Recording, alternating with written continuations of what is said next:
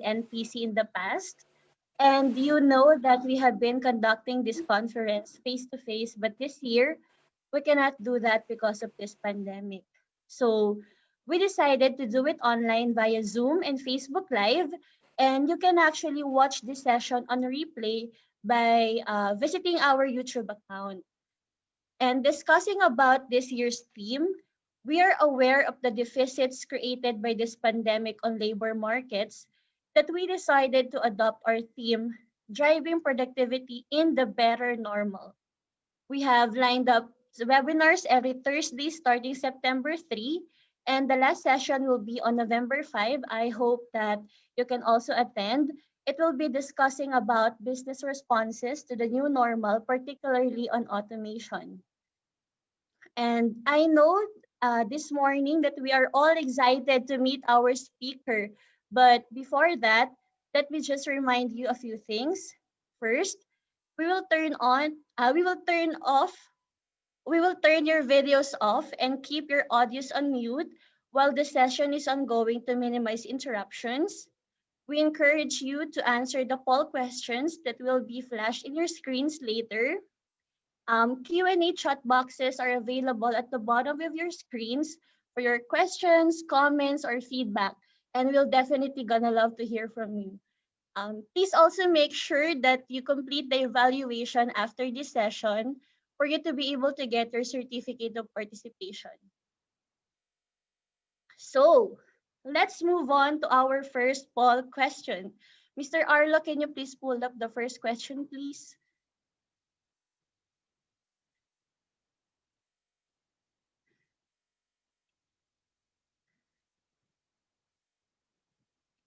Our first question, how is your company right now? Your choices are, I am proud to work for my company.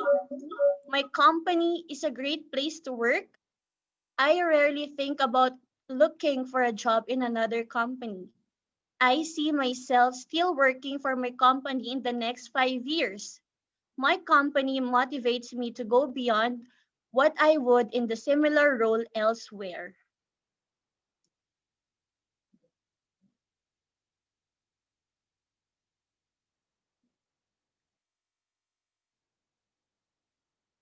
Again, for those who are still thinking about their answer, the question is, how is your company right now? I am proud to work for my company.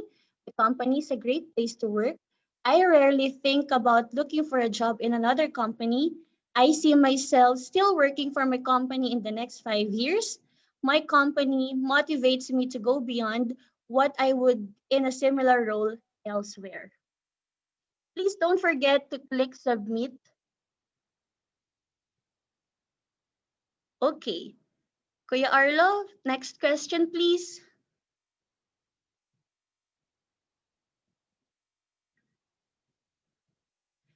How is the leadership in your company? Our choices are, our managers keep us informed about what is happening. Our manager is a great role model for employees. Our company has communicated our company's vision and mission. Improvements and innovation are top priorities of my company.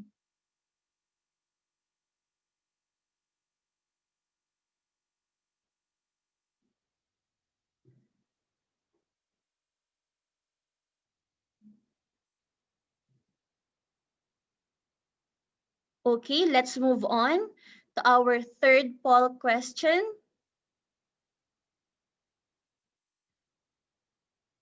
Our question is, does your company provide you with necessary resources to do your job? Our choices are, I have access to the things that I need to do my job well. I have access to the learning and development that I need to do my job well. And our last choice is, our systems and processes support us in getting our job done effectively.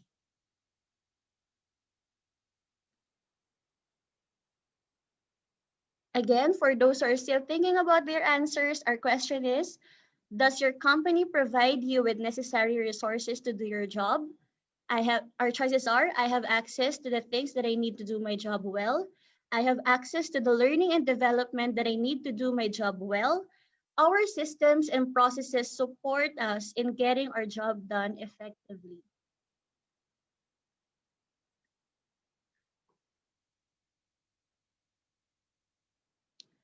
Okay,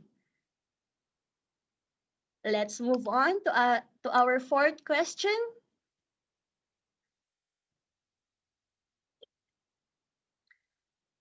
Our question is, how is workplace democracy adopted in your company? Our choices are: employees have freedom or autonomy to innovate at work. There is a mechanism to encourage dialogue between and among management and staff. Inputs are encouraged in decision making. Individual contributions and achievements are recognized and rewarded to encourage higher levels of productivity. This is something deep, no? In our company. Again, our question is, how is workplace democracy adopted in your company? Employees have freedom or autonomy to innovate at work. There is a mechanism to encourage dialogue between and among management and staff. Inputs are encouraged in decision making. And our last choice is individual contributions and achievements are recognized and rewarded to encourage higher levels of productivity.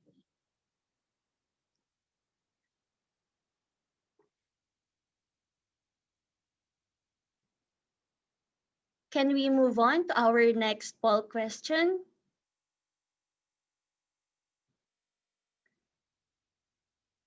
Okay, this is something common to all of us. What are the common problems of workers during the pandemic? You can choose more than one answer. First is transportation to and from work, health and safety, money, internet, or you may also cite other factors.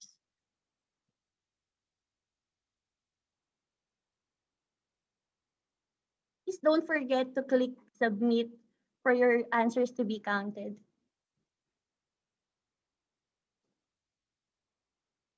Can we now move on to our last poll question? Kuya Arlo, please pull up the last question, please. Okay, for our last poll question, how do you keep employees engaged during this time of pandemic? Is it by giving regular business updates, maintaining contact between and among individual employees and teams? Do you recognize individual and team performance? Do you conduct virtual games or additional benefits, or if there is none? And you can also cite um, other factors to make your employees engage during this time of pandemic.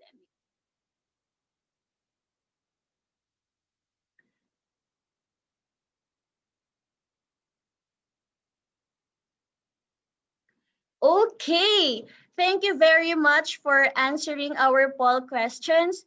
We will show the results after the presentation of our resource speaker. And speaking of our resource speaker for today, let me introduce our international speaker. Our resource speaker is currently the Human Resources and Corporate Contributions Director of One Johnson & Johnson Philippines and Global Services Asia Pacific. He looks after the business unit HR function, spanning across consumer, medical devices, pharmaceutical businesses of J&J, the local market, as well as the Global Check ko po. Services Asia Pacific Organization.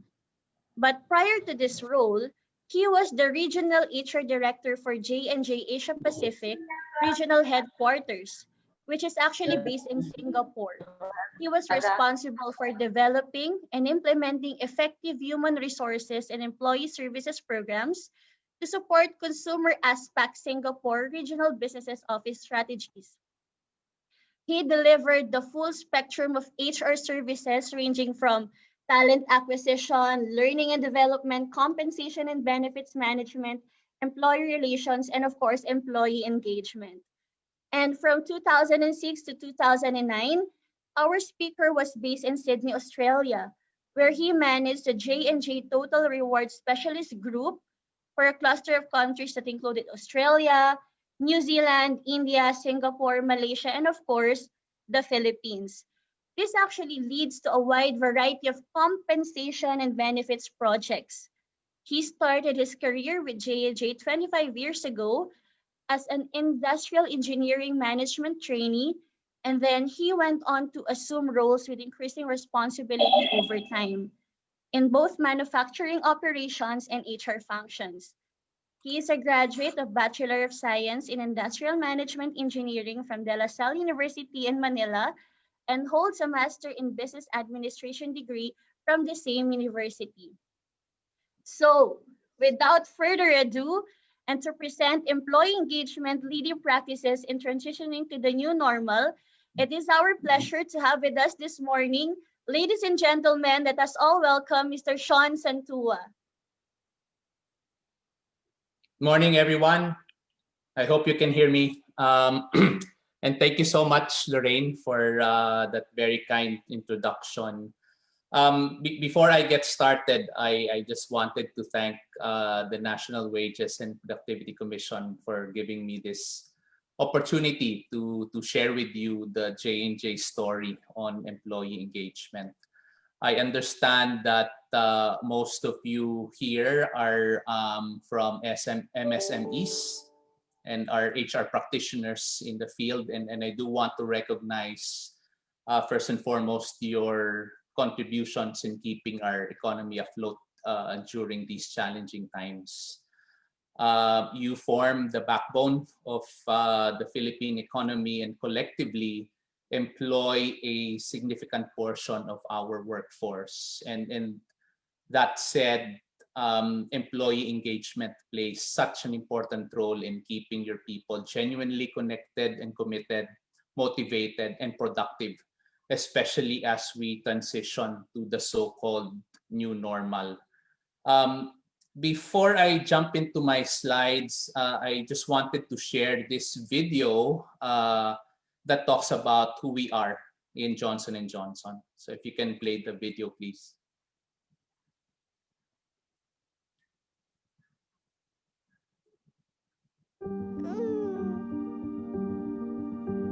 When you're the oldest baby company in the world, you learn something important. Babies grow up. They fall down.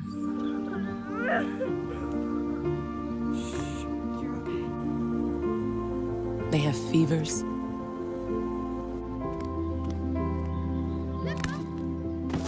They break bones. Some develop acne.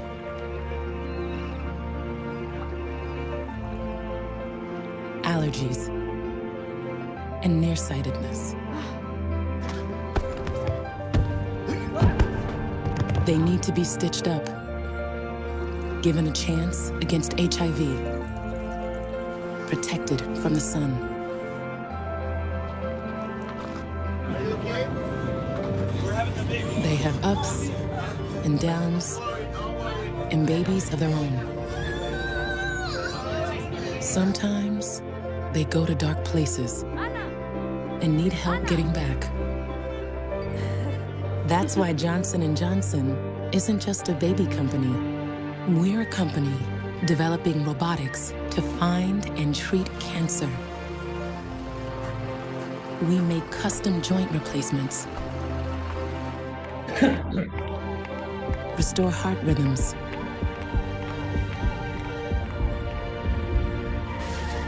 repair shattered bones, help you back from strokes, and make every chapter of your life the best it can be. No, Johnson & Johnson isn't just a baby company. We're a keep you healthy your whole life company. And from the day you're born, we never stop taking care of you.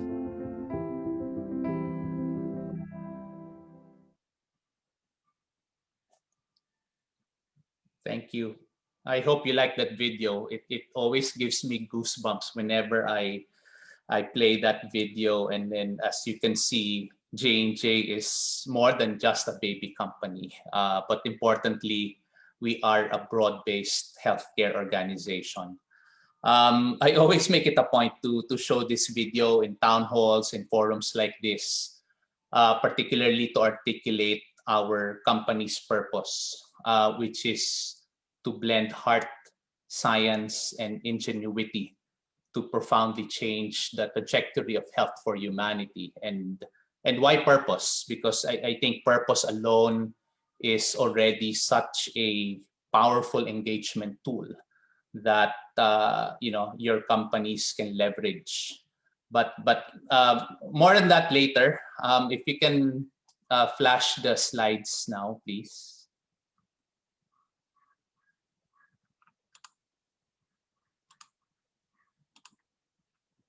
All right.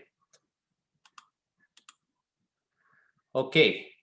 So let me start with my presentation. So again, this is all about leading practices transitioning to the new normal.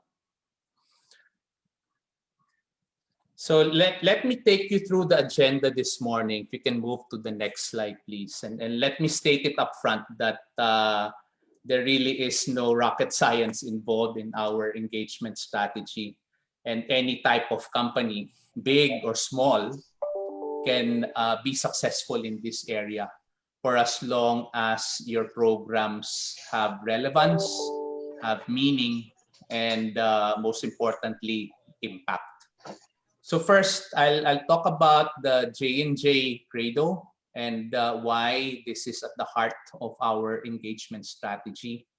Second, I'll discuss how we bring this to life through our ERC, or the Employee Relations Circle. And at the same time, maybe just talk about very briefly the core elements of our engagement program, which are health and wellness, diversity and inclusion, community impact. Next, I wanted to share how we are transitioning to the future of work via what we call the connected workplace. And hopefully you can pick up a few items as I talk about the strategic framework that we are moving towards given the new normal. And lastly, of course, we'll do a quick Q&A. Hope I could answer some of the questions that you may have. Okay, so if we can move on to the next slide, please. Yeah, so this is about, as I said, the Credo. And as with all J&J presentations, I always start with this. The Credo is the 77-year-old document that was written by our founder, General Robert Wood Johnson, which really outlines the values that guide decision-making in our company. Talks about our responsibilities to our consumers and patients, talks about our responsibility to our employees, our community, and finally, our stockholders.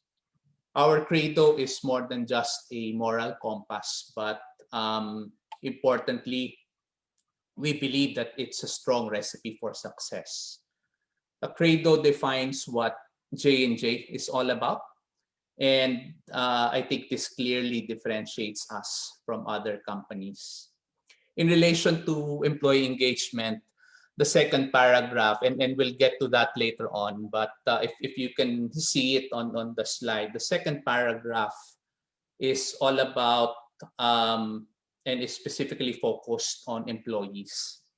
And it highlights the importance of creating an inclusive work environment, supporting employees' health and well-being, and at the same time helping them fulfill their family and other personal responsibilities. So if we can move to the next slide, please. On a related note, we hold a global Credo survey every 2 years, and really that is to check the sentiments of our employees on how well the company is living up to the values that are contained in our Credo.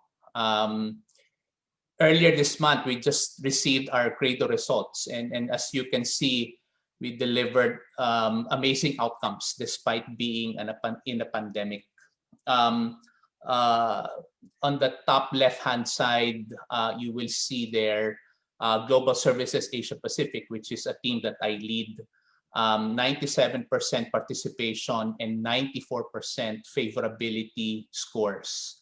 On the bottom right-hand side is the commercial organization. So when I say commercial organization, that's J&J Philippines, cutting across our consumer business, device, and pharmaceutical businesses. So that collectively makes up our commercial organization. So similarly, very high participation rates and overall favorability scores are at 90%.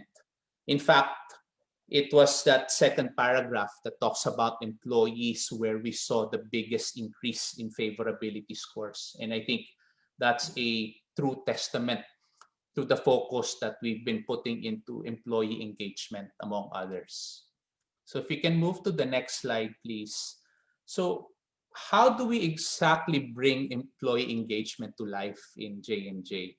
So in our company, we have what we call the Employee Relations Circle. And this team is composed of various employee reps from each of our functions. So we have people from marketing, sales, finance, IT, regulatory affairs, and so on. And they all come together to develop strategies and yearly plans, including a calendar of activities for our employee population.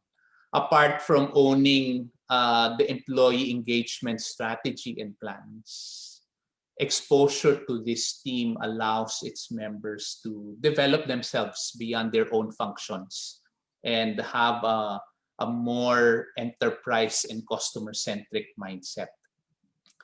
So if we can move to the next slide, please. And that said, this next slide obviously are the kind of narratives that we aim to achieve by implementing a well thought of and relevant set of engagement programs for our team. So we want them to say that they're able to perform at their best each day at work. We want them to feel a strong sense of purpose. We talked about purpose earlier on. We want them to feel like time goes by very quickly when they're working. And of course, we want them to be ambassadors of our brand. So we would want them to also say that they would recommend our company as a great place to work and be proud that they are part of Johnson & Johnson. And of course, we want all of them to feel energized by the work that they do for us. So next slide, please. Right, so as mentioned earlier, our engagement programs are anchored on three core elements. And the first of which is health and wellness. Okay, so as a leading healthcare organization, we aim to have the healthiest workforce. And as you can see, our wellness programs are focused on nutrition or healthy eating. It's focused on physical activity, which is healthy movement. And it's focused on mental well-being, which is healthy mind.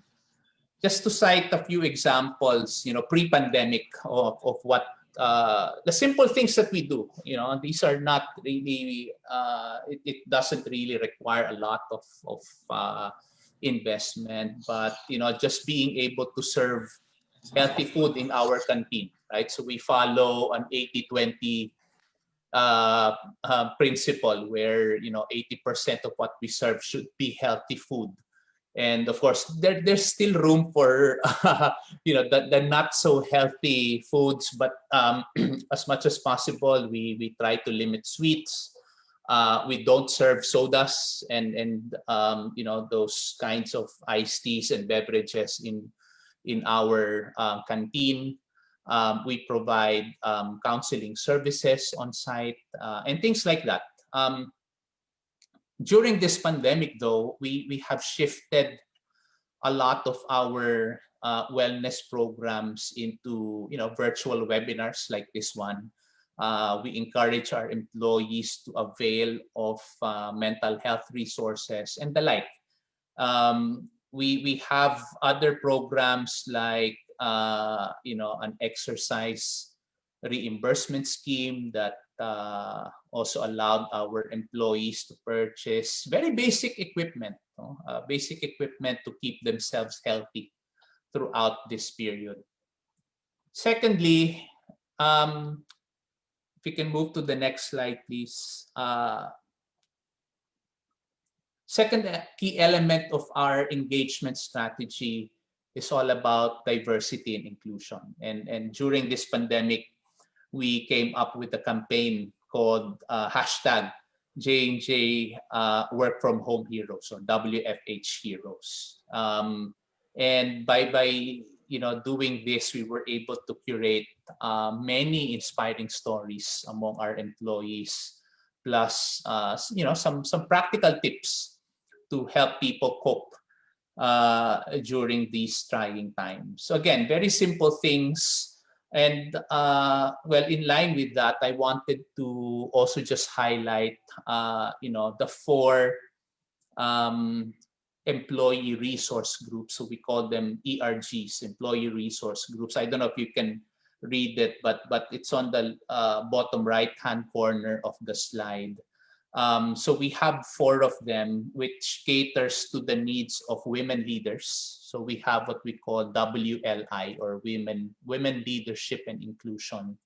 We have what we call Open and Out for our LGBTQ community.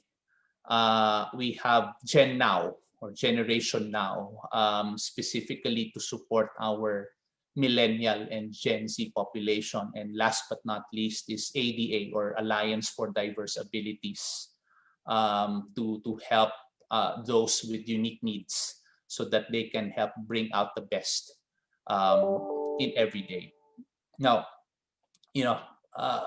all told, we simply want every employee to feel that they belong and that they are part of a bigger J&J family. So next slide, please.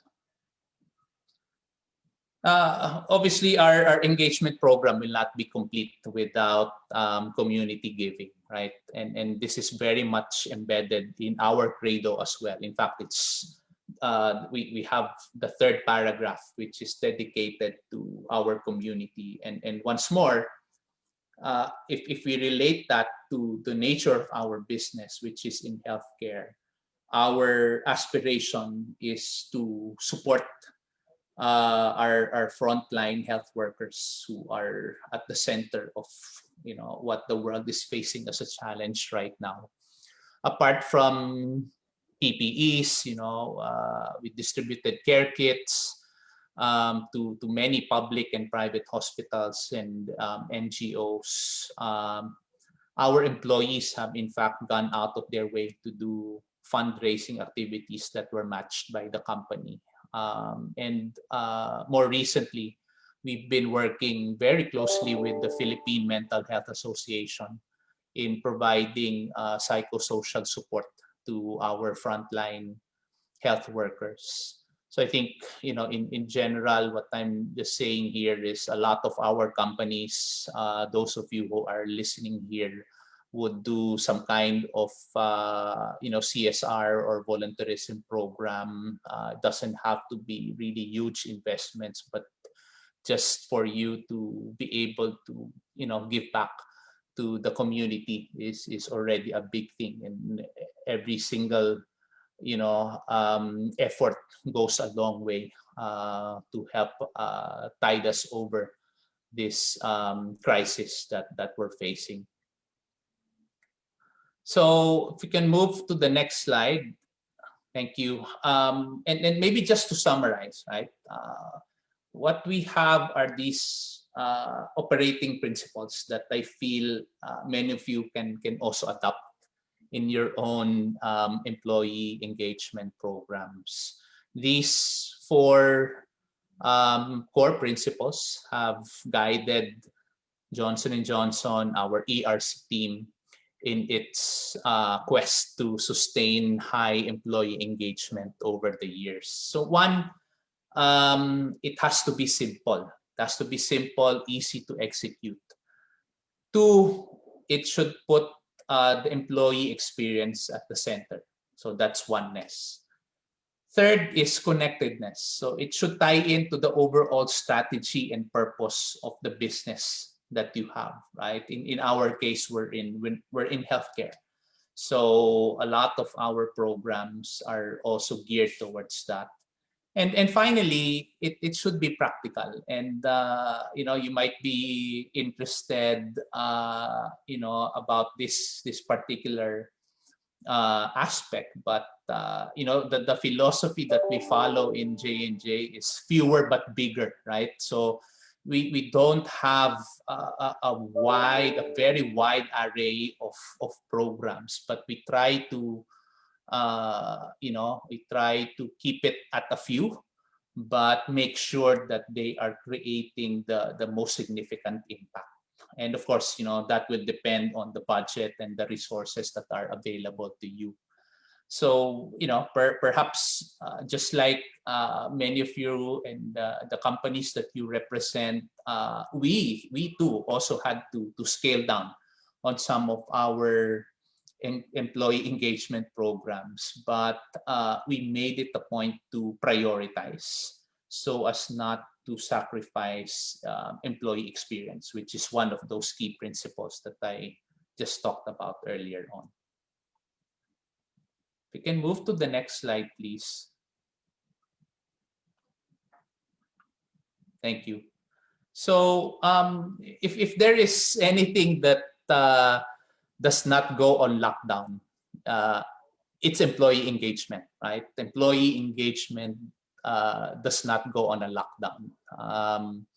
And if you take a step back and just look at the realities that we're facing now, it's been more than 7 months, right? It's been more than 7 months of either an ECQ to an MECQ to a GCQ, etc. And we shift back and forth depending on the caseload. But we see that employees are in virtual meetings from very early in the morning until late at night, and yet not all of our homes are conducive to work from home setup, right? I'm sure you've seen this in your employees as well, but anxiety, stress levels, job demands are just through the roof, and it's blurring the lines between work and personal or family life.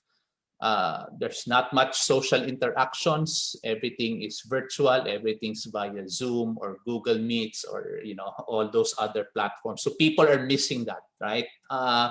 And therefore, engagement has really become front and center during this time, and it needs to feel alive in this pandemic.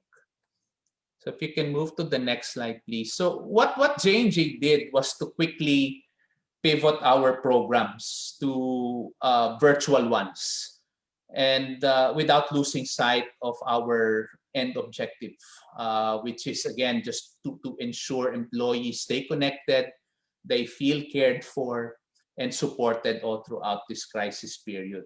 So you can see a couple of examples there. Again, something that's easy, simple to execute. What we've done are more frequent town halls and business updates. We've done virtual games, like the Family Feud, and other simple yet meaningful activities for our people.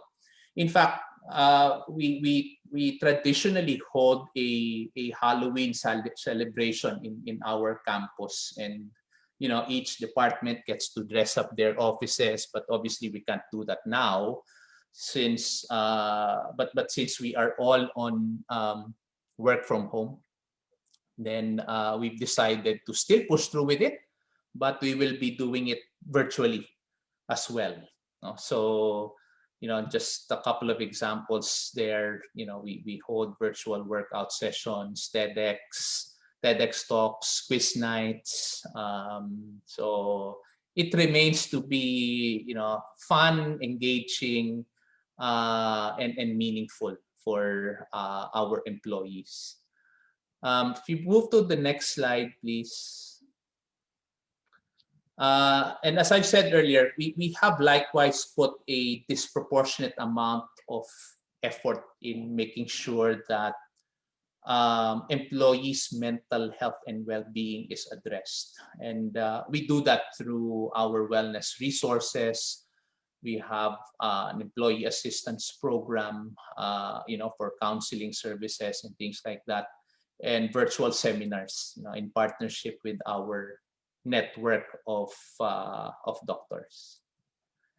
So yeah, thank you for the next slide. So what's next, right? I've just taken you through what we've done this year, how we have reacted to the pandemic, but more importantly, what's next for employee engagement in the new normal, and how do we transition? And I guess this is the very question that led our teams, and maybe your teams too, to reimagine the future of work, and what the implications are for us in terms of engagement. The what, as you can see in the slide, and the why, I think are pretty straightforward. But this is further accentuated by the fact that industry research indicates that the future of work is going to be 42% remote, and we've never seen that before, right? And quite frankly, I think our ability to adjust to this new normal is also going to be dictated by the availability of a vaccine. But in the meantime, J&J continues to prioritize the health and safety of its employees, and we make sure that we continue to drive that messaging very clearly amongst our employees, whether they're based here in Manila or in the provinces. So if we can move to the next slide, please. So this is a busy slide, right? But J&J implemented a strategic framework that integrates all of our efforts toward accelerating our readiness for the future of work. So the connected workplace is essentially an enterprise-wide approach that reimagines how we should continue to work in new ways, and unlock a culture of responsiveness. I know, again, this is quite busy, but simply put, it looks at what we feel are the 6 key pillars of the workplace experience, from workplace innovation to digital experience, value generation, and engaged workforce, right? In fact, engaged workforce is only one of them, but it is a key aspect of how we will sustain our momentum going forward. So through all the work that has been done so far, our objective is really to keep our customers, our employees, the community connected, despite the circumstances of the pandemic. And the COVID-19 crisis, while unfortunate, showed that we are a resilient, agile, and innovative organization, even in the toughest of times. As we look beyond the pandemic, we have the opportunity to leverage the work that we've already started, and continue our goal to build an even stronger and more connected J&J Philippines community. So if you look at this slide, I just wanted to call out a couple of things that we've done so far. As I've said, in terms of engaged workforce, we've been holding more frequent town halls. In terms of flexible work, we did simple things like limiting meetings on Friday afternoons, right? So again, just wanted to emphasize the fact that a lot of these things are, I think, very simple and easy to execute, yet quite practical as well. And if you move to the next slide, again, I apologize. This is a very busy one, but I really just wanted to highlight that our connected workplace journey started in Q2, right after the pandemic hit, right? And you know, the approach that we took was one where we first looked at quick wins. What are these things that we can you know, these low hanging fruits that we can immediately latch into, implement, does not require a lot of budget. But at the same time, we also looked at a longer term view of the plans. And these ones would obviously require, you know, some policy changes, perhaps introducing more flexibility in our program offerings, and also those that might require or need additional resources from a budget standpoint. All right, so last couple of slides. These, you know, these things that we just talked about, the journey, our connected workplace wouldn't have been possible if not for you know, project team. And I wanted to spend a bit of time here, as it might also help you formulate your own future of work strategy, and maybe the kind of team or resources that you may need to put in place as you pivot to the new normal. So of course, we have a project sponsor. Project sponsor in our case is the managing director. He's the general manager. So he essentially is the champion of the program, approving our strategies. Project owner, and by the way, these are not full-time roles. These are, you know, they're doing this out of their passion for you know, helping us drive employee engagement and our strategies. And we have a project owner. In our case, it's a site operations manager who provides guidance to the various pillar leads on how to, you know, further refine their strategies, and link that back to our organizational priorities. Of course, you'll need a PMO, and you know, usually a PMO. In our case, I have an HR manager who's doing this for us to manage the, you know, the overall scope, make sure that we have a robust timeline, milestones to hit, you know, raise any potential risks or even new opportunities that we're seeing, and of course reviewing that on a regular basis with our project sponsors. And finally, you have pillar leads, right? We talked about 6 pillars earlier, so we have 6 reps, and you know, you can, you know, somehow customize that according to your need, but in our case, we decided we'll run after all 6, and they would own a specific pillar like engaged workforce or flexible work arrangements or,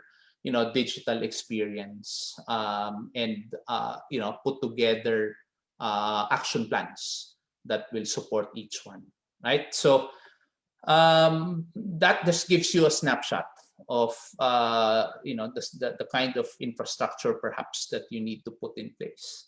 And you know, just some final thoughts. This is my last slide. If you can move to the last slide, please. Before we open up for questions, and I think this slide summarizes everything that I, you know, just talked about in the last 30 minutes or so. One, your engagement strategy should be clearly linked to the overall organizational priorities, right? So that's point number 1. Second, goes back to what I talked about earlier, which is fewer but bigger principle, where the spending should be directed towards higher impact activities, create more value for less. And third, you need to have a continuous improvement mindset to drive employee engagement to a whole new level. And yeah, I think we're really just excited to move forward. I hope you picked up a thing or two. And with that, I end my presentation and hand it back over to Attorney Jamie. Thank you. Okay, thank you, Sir Sean. Okay, I just can't help but say how simply amazed I am by how Sir Sean so passionately discusses J&J's employment engagement program, and he impresses me as somebody who epitomizes uh, a successful employee engagement program. Do you agree? No, kasi he would not have stayed with J&J for 25 years, no? And mukhang magtatagal pa si Sir Sean sa J&J. Okay, thank you again, Sir Sean. Okay, at this point, we will present the poll results that we asked at the start of our program, and then we will hear Sir Sean's thoughts or insights on these results. Can we show the results of the first question, please? Okay. For our question, how is your company right now? 37% of our participants answered that they are proud to be working for their company, and 18% said that their company is a great place to work. 21% answered that they see themselves staying in their company for the next 5 years, while 14% answered that their company motivates them to go beyond what is expected of them. And then 11% answer, I rarely think about looking for a job in another company. Your thoughts, Sir Sean? Yeah, I mean, very pleased to see the kind of responses here, because I think this is the very foundation of employee engagement, right? The kind of pride that you have for your company, you feeling that your company is a great place to work, and seeing yourself staying and still working for the same company that you have over the next 5 years. Attorney Jamie, you talked about my career earlier. I actually started my career with J&J. So J&J has been my first and only company so far. But up until now, I just feel that same amount of pride that I have, and I go back to purpose.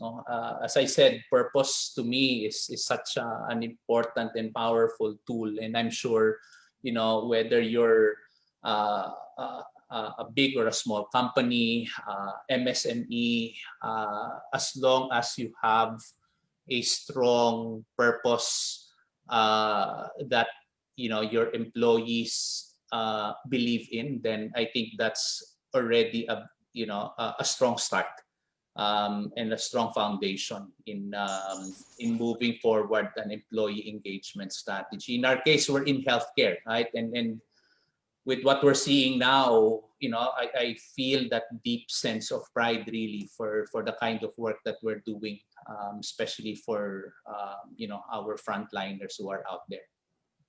Yeah, that's correct, Sir Sean. Shared purpose really is a very good foundation in a company. Okay, for our next poll question results, please. Okay, for the question on leadership in the company, 40% answered improvements and innovation are top priorities of their companies, while 34% answered they are informed of what is about to happen or what is happening in their company, and then 17% answered that the company communicated the vision and mission, while 9% answered that their managers serve as great role model for them. What can you say, Sir Sean? Well, again, I'm pleased to see the poll results here. And I think if I just link it back to my summary slide there on continuous improvement, I think it resonates very well. And I'm glad that we're all looking at innovation and continuous improvements as top priorities.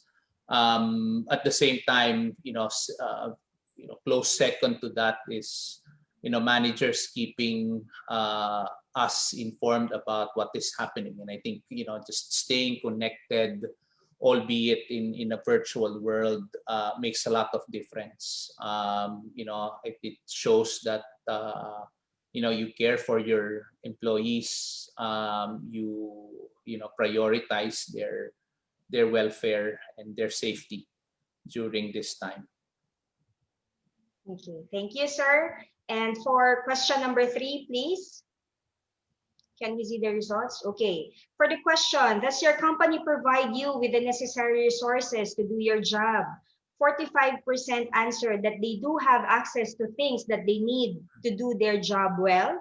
34% answered that there's the systems and processes support in getting their job done is in place.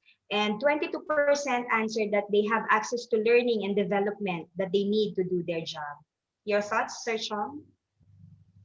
Yeah, no, just very quickly, I think I would maybe link this back to what I just talked about, right? We branded it as connected workplace, and you can call it whatever you want, but these are the important workplace experience, or the aspects of workplace experience that you would obviously want to put in place there, like having systems and processes to support you, right?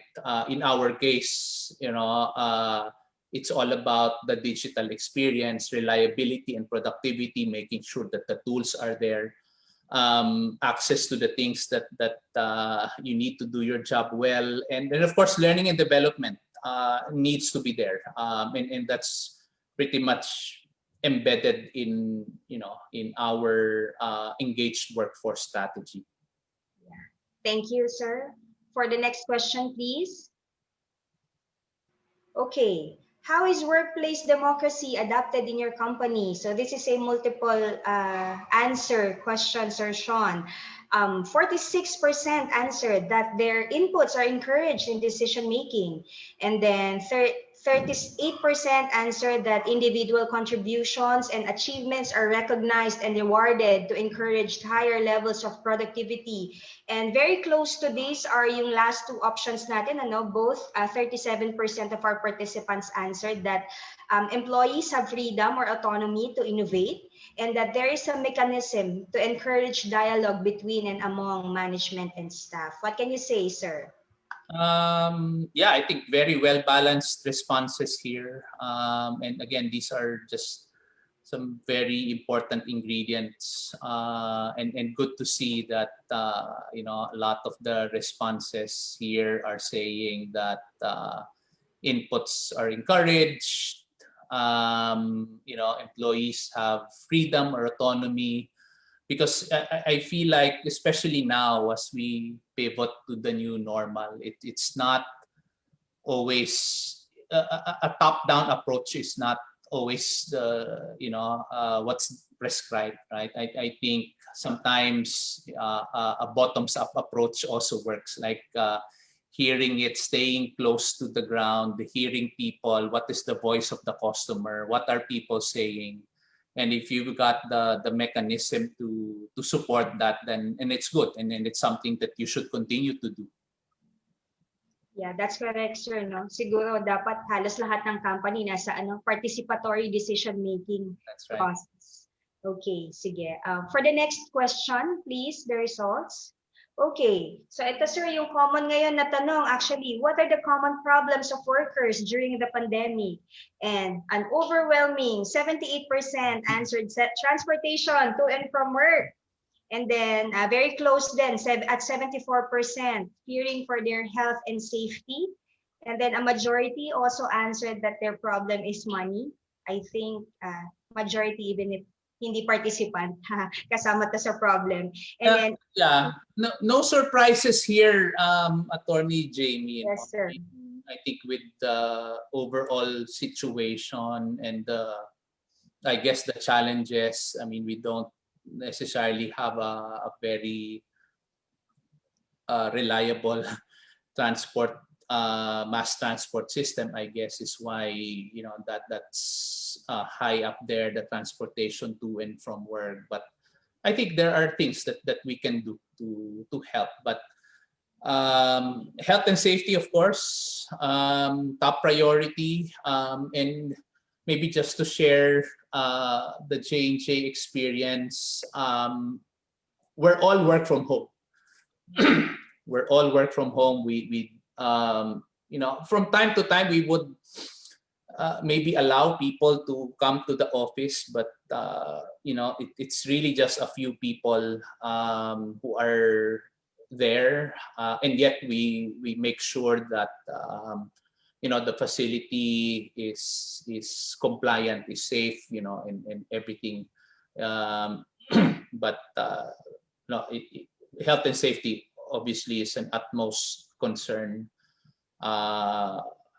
Money, I'm not surprised. I'm sorry we cannot help you in that, but of course, internet, right? The infrastructure is, I guess, a common problem, especially with many of us, working from home, dependent on internet bandwidth. We have our kids who are also having their virtual classes. So, yeah, understandable. That these are the problems that you are facing. Yeah. Sige. Thank you, sir. So for our last poll question, the results, please. Okay. Ito, sir, sobrang relevant na dun sa discussion mo kanina. How do you keep employees engaged during this time of pandemic? And 73% answered that maintaining contact between and among individual employees and teams. And then followed by 43% on giving regular business updates. And then 20% by giving additional benefits. And then very close na po yung remaining answers natin, no? At 10% and 9% yung others and provision ng virtual games. Your thoughts, sir? Well, it's very similar, and it's good that it's very much in line with the things that we talked about earlier, the examples that I've cited. And again, this just highlights the fact that whether you're a small or a big company, it doesn't matter. It's things like this that I think go a long way in engaging employees during the crisis.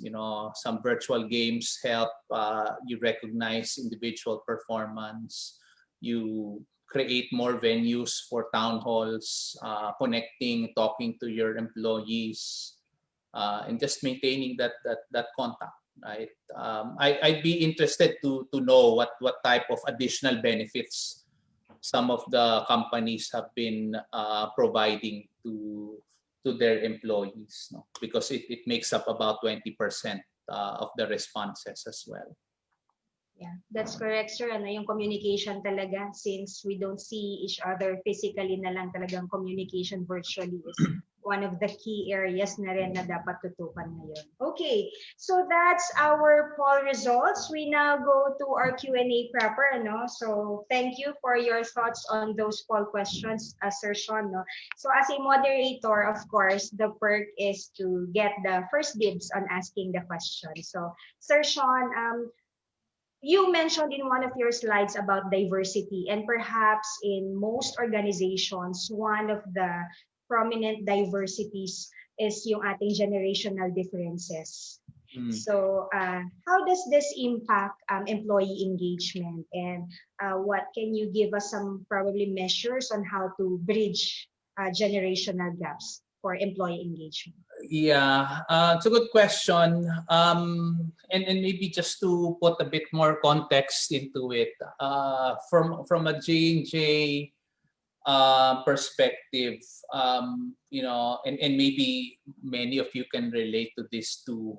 I think 70 or more than 70% of our population, I think maybe even closer to 80% of our population are made up of millennials, and in fact meron na rin kami mga Gen Z, no? There's a Gen Z population that's starting to creep in, and whilst they make up the majority, we have to recognize that there has to be multi-generation. It is still a multi-generational workforce, and therefore we need to put in place a mechanism to make that work. So what we do in JJ is we create forums. So we have, I talked about Chen now, right? It's an ERG, an employee resource group. So it's made up of passionate individuals who sign up, and they come up with their own programs to support each other, right? They're the ones who create these virtual engagements among themselves to talk about topics. Sometimes they invite people from other generations so that they can better understand each other. So I, in fact, sat down in one of those sessions where they talked about, how do we best engage or interact with, with you guys. Not that I'm old, I'm a Gen Xer, but it's things like that. And again, very simple forums that allow them to speak up, to speak their minds, to share what their thoughts are. We even do reverse mentoring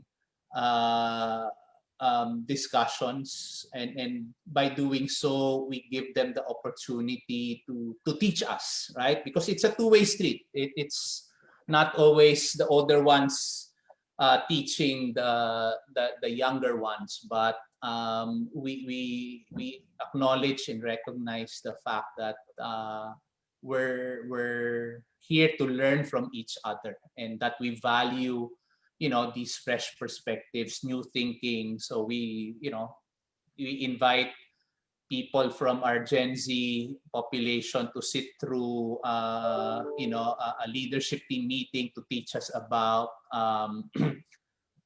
social media, for example, or maybe they've started engaging in intelligent automation. So it's always like that. For it to work, and for diversity and inclusion to work, people really need to understand that we value unique perspectives. We value, the entire range of human experience coming together. So I hope that answers the question. Yes, sir. Thank you for that. So, sir, our Q&A and chat boxes and Facebook Live comments are filling up. So, kailangan ko na ng tulong. So, let's get Rain into the session to read some more Hi. questions. Rain? Hi, Attorney Jay. I see so many questions and message of gratification for our speaker, Mr. Sean. But before that, let me just greet our participants. Marami tayong participants from different areas of the country, from La Union, Ilocos Norte, Cebu, Zamboanga, Cebu Airport Corporation. Hello po sa inyo. CDO Mindanao, Makati Tourism Foundation, and we also have participants from the government sector like BBM NCR. And from our Facebook page, a comment from Miss Leia Cornelio. She said that I am learning a lot here. Thanks, Mr. Sean.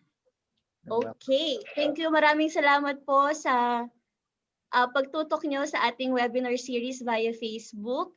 And moving on to our first question from our participant, how cross-cultural differences and work cultures affect employee engagement? Yeah, and again, that's very much related to diversity and inclusion, no? And in the J&J experience, specifically here in the Philippines, and because we have a global hub, a shared services hub here in Manila, we in fact employ other nationalities, and because we're also a global enterprise, we do host leaders who are from different countries, and being I guess a corporation that is very much global in nature. We have presence wherever. Then definitely, it is such an important aspect of our overall culture, right? And for it to be effective, our leaders need to be completely aware of what the implications are from a cross-cultural perspective. So we even run programs, seminars to really highlight the importance of that, because we already operate in a very virtual world, and we were able to see that, most especially now that everything is being done virtually, and any job can actually be done wherever you are, right? We were able to see that. So there. And also to add lang po, Mr. Sean, no, kasi I'm also in HR. Minsan din kasi some strategies might work on some groups but might not work to other groups then. So we really have to employ certain strategies that, that is somehow can be customized according to the cultural differences of our employees. Right. It has to make sense, right? We cannot prescribe a one size fits all. Yes. When it comes to these strategies. So it will really require you to take a step back and really understand what is it that will work for you, or what is it that will not work for you. Because I mean, even as I talk about J&J, and I started with a Credo, right? If your values as an employee or as a leader link and resonates well with what the company believes in, then it's already a good start. But it doesn't work for everyone. It Yes. doesn't work for everyone, and we need to recognize that. And that's why we put a significant amount of time to really think through this very carefully, and make sure that it remains to be alive. So it's not like just a piece of paper, or a document that you see, or a poster that you will find in the halls of J&J. But we challenge our people to really bring this to life through the things that we do, not just for our employees, but importantly to our customers, our patients, the mothers and fathers that use our products, not just here in the Philippines, but around the globe. Thank you very much, Mr. Sean. Here's another question from our executive director. In J&J, how do you analyze the success of your employee engagement activities? Do you have a formal process for this? What are your KPIs and success indicators? Yeah. Thank you for the question. Yeah, and I think the short answer to that is yes, and it's largely through the Credo survey that we just touched on earlier. No, we do spend a considerable amount of time year on year to determine whether we're still living up to our values as as a company. And as I've said, there's a big portion there around employee and employee engagement. But of course, we are an outcome-based organization, and therefore we have very clear metrics across, our programs, and it looks beyond just, participation rates or satisfaction rates, but more importantly, we focus on the verbatims, the comments, the open-ended questions, the commentaries that we get, because I think that's where you get most of the insights, right? For you to say whether, something is working, something is not working. So we have a mechanism in place to make sure that we track, those KPIs. Okay, I think that's it for now, Attorney Jamie. Okay, Sir Sean, we have a very good question here. Somebody from our participant stated that not all companies are as big as J&J, who has resources. So what advice can you give for small enterprises relative to employee engagement? What can they do given their limited resources? Yeah, I kind of anticipated that question, but just like we may be, you may see us as a big company, but I think the concerns, the problems, the issues that we face are very similar, right? It's not like we have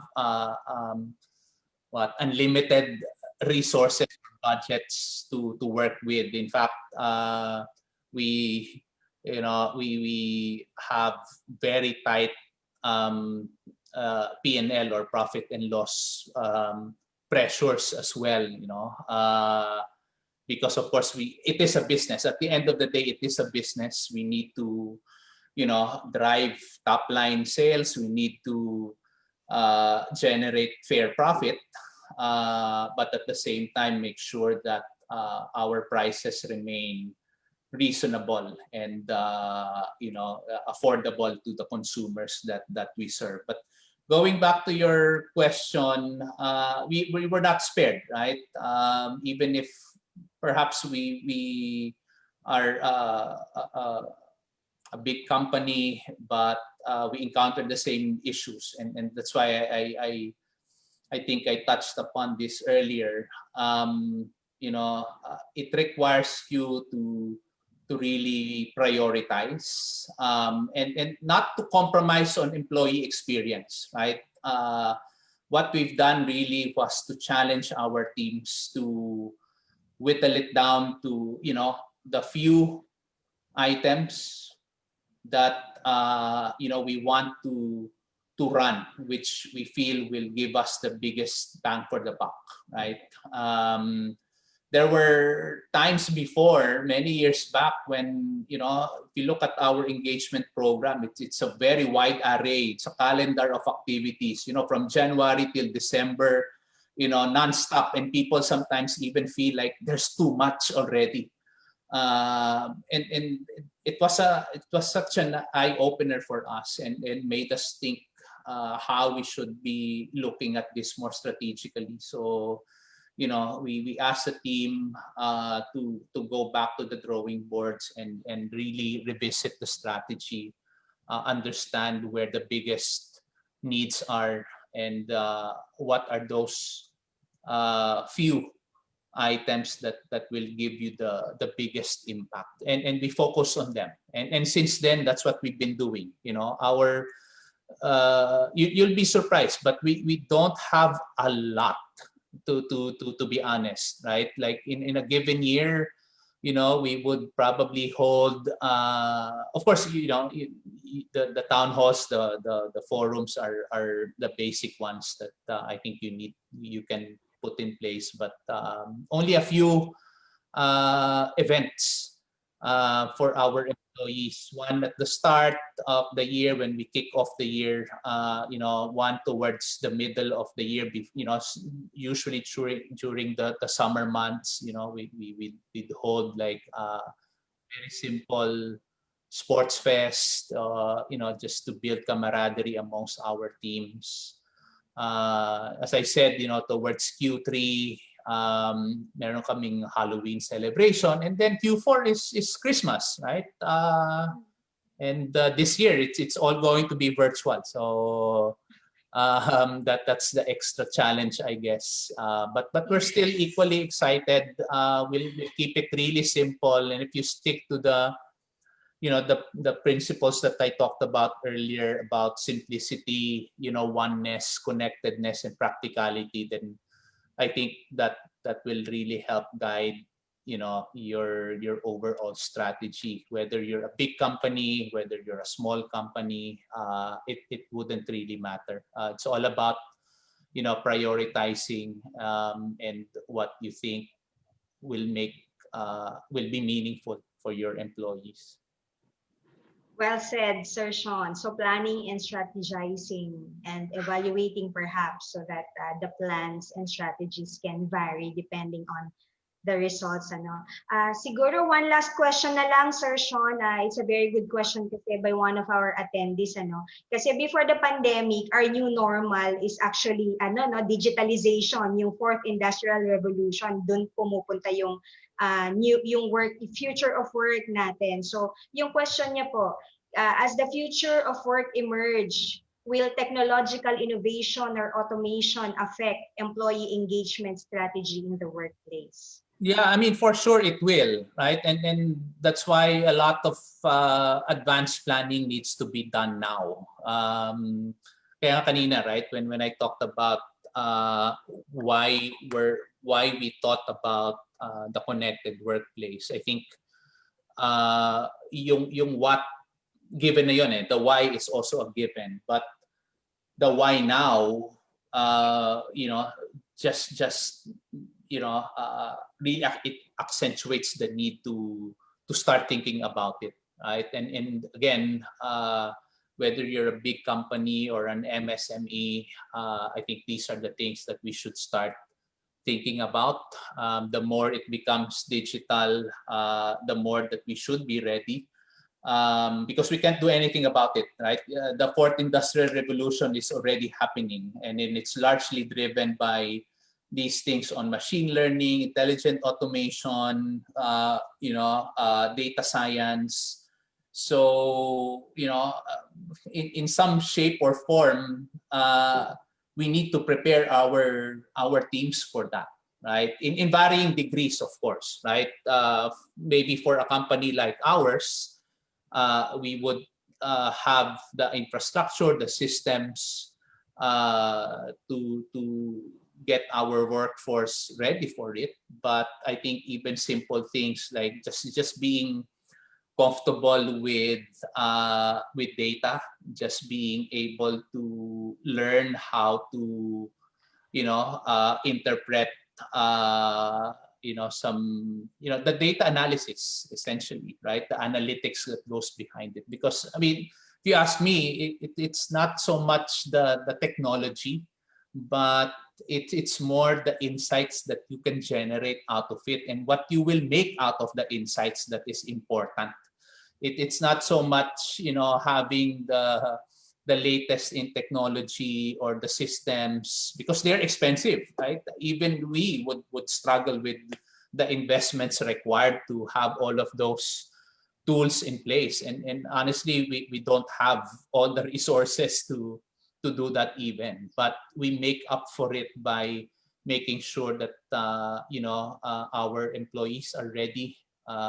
We have what we call digital awakening, right? It is really a digital awakening because employees, regardless of what your role is, whether you're in HR, finance, sales,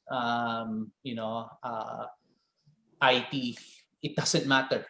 All of us are facing it, and all of us have to be ready for it. Thank you, Sir Sean. Rain, any more questions? Huling hirit kay Sir Sean? Okay, Sir Sean, may huling hirit na question dito. What are the emerging organizational strategies when it comes to employee engagement?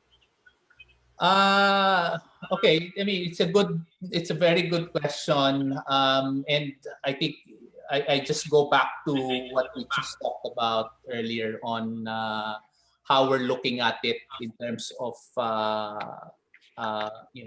workplace experience. So it's precisely those areas around digital experience, making your programs more flexible. The workplace innovation, I think, is very important as you talk about and as you think through, what your return to work guidelines are going to look like, how you're going to create more value for your organization. So I think those are some of the emerging strategies that we are looking at, and certainly some things that you can also start looking at in your own companies. Mr. Sean, one last question na lang po. Medyo related to sa job retention, sorry. Job retention is a common challenge these days due to business closure. Along this line, employees who are displaced are now into selling products that are readily available within their respective communities. What are your thoughts regarding this? Should this be encouraged? And what can employers do to help their entrepreneurial attempts? Thank you. Uh, I don't know if I'll be in a position to answer that, right? Because I think given this pandemic, it has, I guess, it made our employees think through how they would react, and people have different ways of reacting to it, right? Yes. Some have become more entrepreneurial, started their own business. For me, as long as it doesn't, interfere with your day-to-day operations, doesn't compromise the quality of your work, then I mean, I think it's a personal choice, right? As long as it doesn't compete with your own products. I think Yes. those are some of the fundamentals that need to be put in place, and of course, it has to be anchored on certain policies and procedures that you may have in your own companies. I mean, J&J is, and because we operate in healthcare, we are in a highly regulated industry, right? And we have to ensure the quality, the compliance, programs are well embedded into our day-to-day operations. So do I find anything wrong with it? I don't think so. Mm. Yeah, I don't think so. In fact, I feel like it's bringing out the creative side of employees in People. how they will cope with the situation. So yeah. Thank you very much, Mr. Sean. And I guess that's all for our question and answer portion, Attorney Jay. For those who want to tap Mr. Sean's expertise, you may email him directly and know more about employee engagement. Right, Mr. Sean? Yes, of course. Okay. Sige, again, thank you. Walang katapusang pasasalamat, Sir Sean. But before we end, would you like to give a parting message for enterprises that would like to implement innovative ways to keep their employees engaged and productive? Yeah, sure. I think the sudden impact of this COVID-19 pandemic really disrupted the business environment, right? It forced leaders to quickly reassess their priorities. And in response, many organizations implemented cost optimization measures. And that includes us too, in order to maintain business continuity. Meanwhile, the impact was felt by employees as well, with the majority of,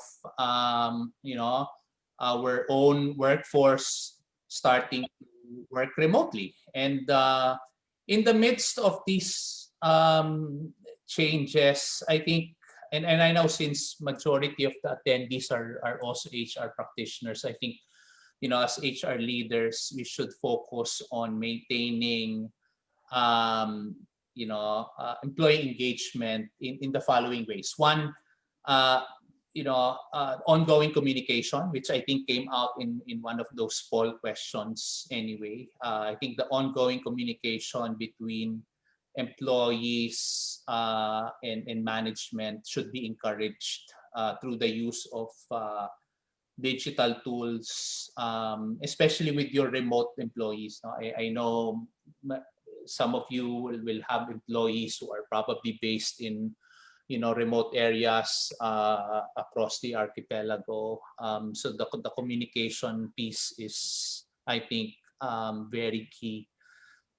Second is providing, I suppose, additional flexibility and support to employees, especially those that have family or caretaking responsibilities. And you need to equip your leaders, your managers, with a better understanding of the new normal during this pandemic. I think one of the things that came out very clearly